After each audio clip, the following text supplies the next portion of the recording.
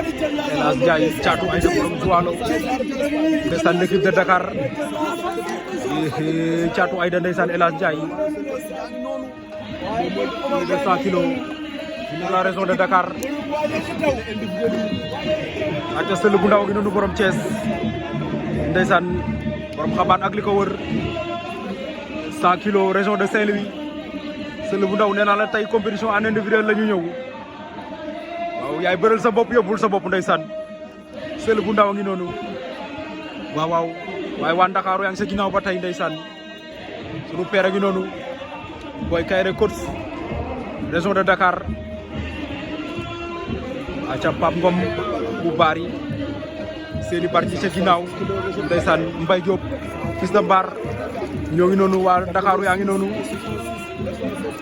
waaw ndeysaan la région de Dakar ak Sika Mbaye jël ma Dadi Dadi koni Dadi ndeysaan le Sika Mbaye nee naa leen moo gën a sawar mbër ba de moom Dadi Sika Mbaye yu seeni la Pape Ngom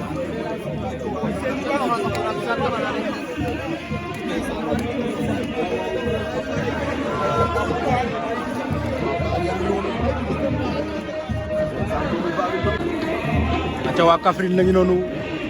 la région de Kaffrine 86 kilos Kaffrine Daouda Ndiaye Cangaan Zorom aca Jini Sara Diouroup 76 kilos région de Kaffrine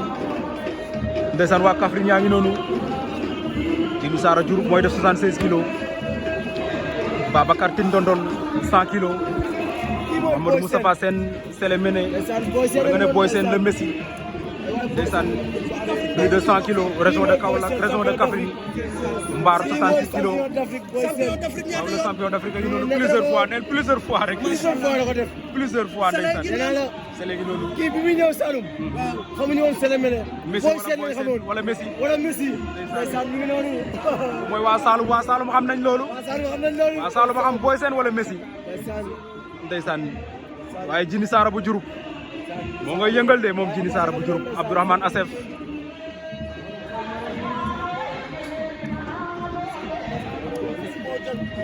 ndeysaan Abdourahmane Assef borom Palmarin 100 kilos région de Diourbel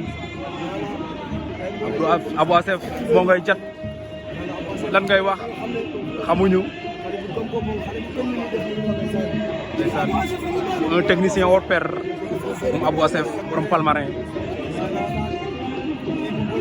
bonam hello siar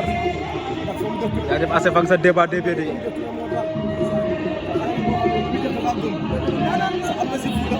Give me that, give me the